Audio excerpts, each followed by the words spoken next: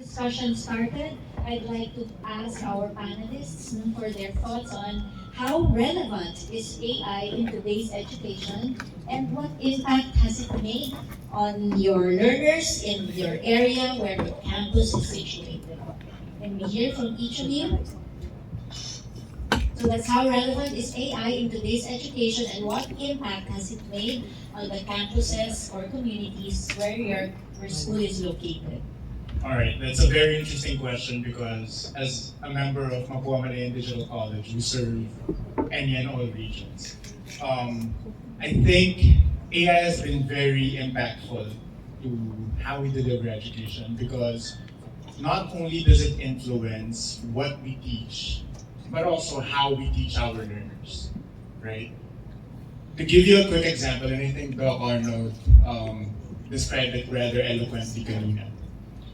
If you think about the classroom, we've moved from blackboards to whiteboards, from cartolinas to PowerPoint presentations to LMSs. But at the very core of it, we're still highly focused on what people know. Can you memorize the information that your teacher, knows? In today's age, where information is at the tip of your fingers, that is no longer the game. The game is, what can you do with what you know?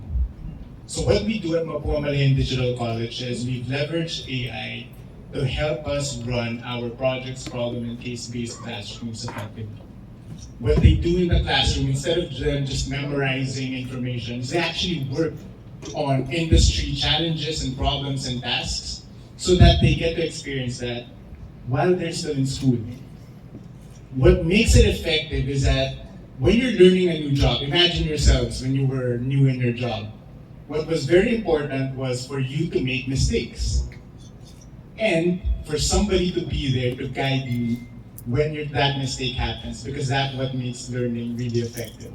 And with the help of AI, we're able to help change or empower our professors and our mentors in supporting the students, right? So it's not just what we teach, but how we teach that is impacted. Thank you, Mr. Torregosa. I gather from you that AI has made teaching and learning super exciting and challenging. What about the others? Okay. For everyone's information, actually, I was a graduate of Bachelor of Science Engineering in the Mapua University around 90s. And in the late 80s, we were studying artificial intelligence as one of our courses. And at that time, it was so abstract. It was so purely mathematics. We had to really take so much time to understand it. But right now, as Noel said earlier, it's already at the fingertips of our students. They already have devices that makes use of AI as the power that powers those applications that they're using. And I think the impact that the emergence of AI in our teaching and learning methodologies right now actually impacted how fast, just like Dr. Arnold was mentioning earlier, the exponential ability of our students to learn principles faster. So not relying mostly on repetitive activities, but more on developing their critical thinking abilities. That's great. Thank you, Engineer Vitor. Yes? AI, or we started, AI has been here for quite some time when development of smartphones actually triggered a lot of data, and most of the tech companies harness data. But in terms of teaching and learning, AI is not a futuristic concept. It is actually a transformative concept. It's already here. For Mapua University, we've been using AI and we're trying to experiment, and we've been pioneering in terms of the use of AI for teaching and learning, for improving workflows for faculty members. Faculty members already had an experience of improved workflow just because they are using AI. And it's the concept of replacing people today is not true, because for us, especially for faculty members, we've been using AI to improve our workflow. and also using AI to actually provide more adaptive learning to our students. And we'll be discussing more. I guess some of our panelists from Mapua University will also add more in terms of how we use AI. So, but just to summarize, it is not a futuristic concept. It is actually impact and it's really transformative, not just here in the Philippines, but also in other countries. And it's glad to see people who are already embracing the use of AI for teaching and learning, and also for other workforces. Wow, I found that interesting, Engineer Dimaunahan, that you said AI is no longer futuristic. So what we thought was something really up there is really a day-to-day reality now. What do you think are some of the pros and cons of integrating AI in education? Dr. Sahara? Definitely, one of the consequence is that students can really make use of it, especially during assessments. And that is where the teachers should ramp up also when it comes to being creative in providing assessments to students. I think that is one important thing that we need to consider with the use of AI, allowing students to use them for their learning process, but how we can uh, reinvent our way of assessment to them. Thank you. In what major ways do you think can AI transform the way we do things, the way we work, the way we learn, the way we communicate and connect? Because you said it was something transformative. So what are some of the major ways that AI transforms the things that we do? As I mentioned, we try to experiment with the use of AI. It started with one of our presentations earlier is an AI feature already on the learning management system. First, for faculty members, creating or curating contents or putting structures on contents would take at least 3 to 4 hours for a faculty member. If you have more than 5 preparations, it will consume much of your time. But with the use of the AI right now, you just need to input your course outcomes, the topics that you will be having, and AI will help you provide a certain outline, but also provide you an improved instructional design. But at that, if you will be noticing with that specific process, the faculty member was not replaced with an AI or a technology. AI actually complemented and helped the faculty member improve the workflow so that the time used by the faculty member to create course structure will be used to allocate it to what they do best, teaching. So those are one of the things that we do for teaching and learning. Yes, that's right. Because usually teachers have a negative view about AI until they experience, no? What amount of benefit they can derive by making AI their partner. Thank you so much. Well, since you are representing it, since you are the champions, AI champions, I'd like to know, we would like to know, how co-intelligence works in your respective areas and in your respective schools. How does it work? Was it positively received? If not, how did we go around those obstacles and difficulties? We were talking amongst each other. We were going to chat GPT our answer muna. I'll give you time. For Mapua Digital College, I think the way that it has shifted our thinking is that we realize now that curiosity is the new competence that learners must have. So it has really, I guess, impacted not just our learners, but even our teachers, as Erickson mentioned earlier. I'll give you a quick example, perhaps. I mentioned earlier that we run problems, projects, and cases at Mapua Digital College. One of the good things about it is that it's very hard for learners to overly rely on AI for the assessment, because it's not just a multiple choice, an essay, the usual tests that we get, right? They actually have to produce websites, they have to perform business pitches, and justify why somebody must invest in their organization. that is a very complex activity that is going to be hard to automate. That's a great experience. The challenge is that it's also hard to check because you can't just automatically grade it like you would a traditional exam. This is where AI has really empowered our instructors because no longer do they need to be held back by the amount of assessments that they need to do. They can rely on AI to supplement their ability to assess and provide feedback to our learners. And I think that's the idea of co-intelligence, right? It's simply amplifying what value people provide. And it also forces us to change what we consider valuable from people. So you're no longer valuable again just because you know so many things. You're valuable now because of your true purpose as a teacher, which is helping others. Great. So, picking up from one of the statements of Sir Torregoza, how do we actually develop curiosity amongst our students? You know, they have a penchant for just letting things happen to them. So, how can we develop curiosity so that, you know, AI can also promote creativity and critical thinking alongside curiosity? I'll answer first, just because I got us into that. We give them challenges. I think curiosity is born when people encounter something that they don't know how to do, but they're actually interested in performing. If you think about the last time you tried to learn something, when you go to school kasi you sit down and you listen because that's the expectation.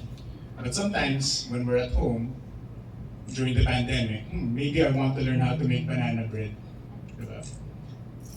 When you present people with challenges or problems that interest them, it sparks curiosity. Anything that's a challenge for us as educational institutions, how do we spark that curiosity by presenting learners with practical challenges that will be useful for them in the future, but in a format that is relevant for them today?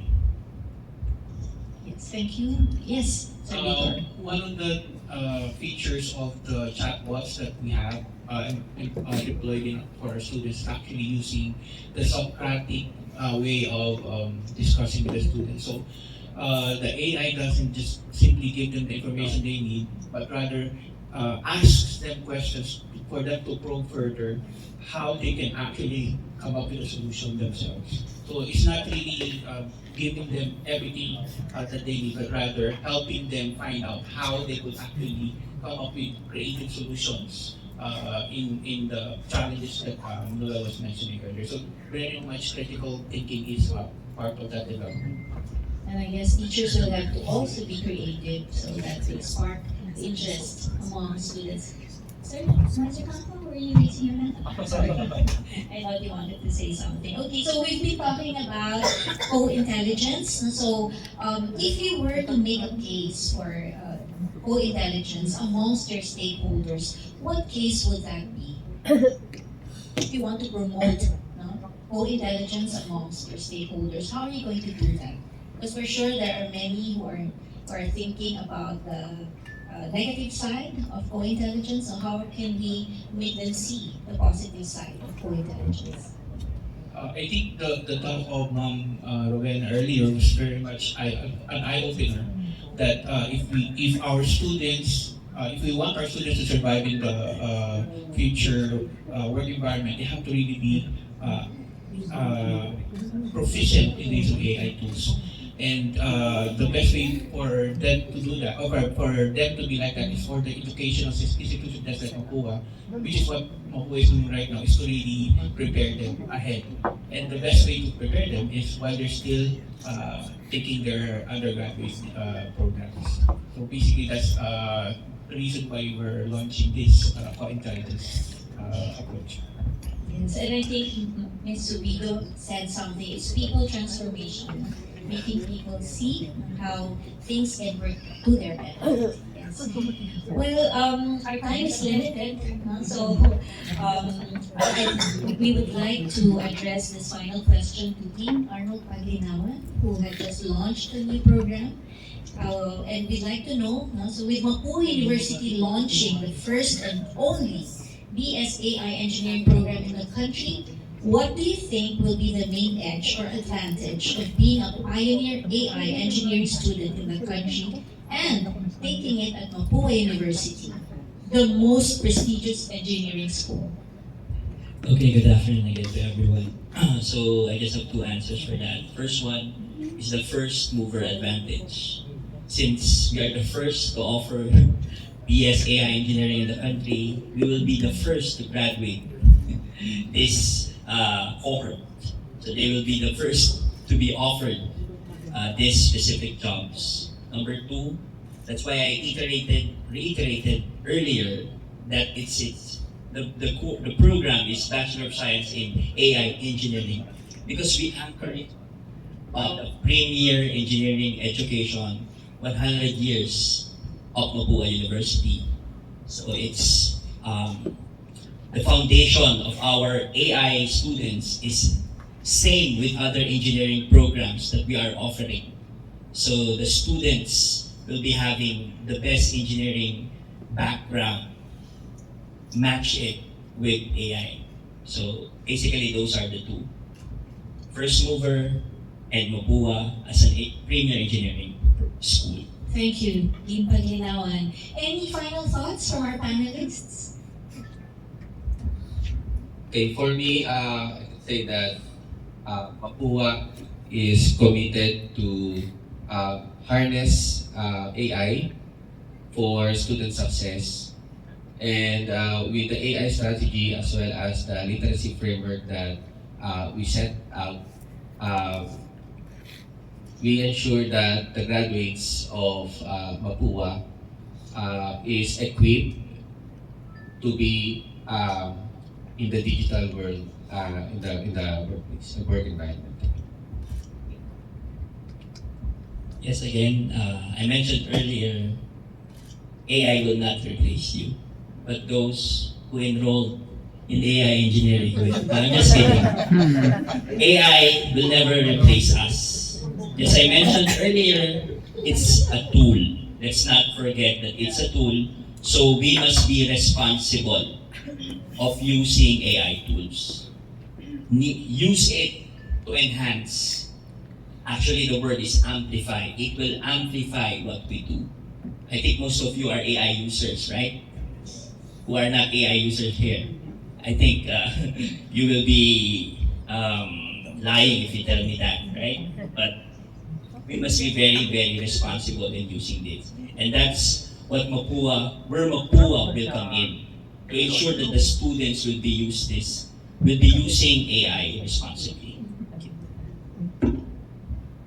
From my end, I guess the parting statement that I'm going to give is that disruption is never easy. But it's important that when you see a big wave coming, you understand that staying where you are might not be the best or the smartest choice either. So while it may be uncomfortable, while it may be scary, it's best for us to adjust and adopt to whatever changes are coming.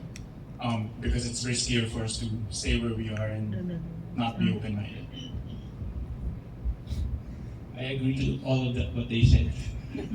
No, but joking aside, AI is here to stay, and let's help one another in really making each of us ready for the future environment that not only us but even the students that we're preparing to be able to harness this technology. So it's not totally parang kalaban natin yung AI, no?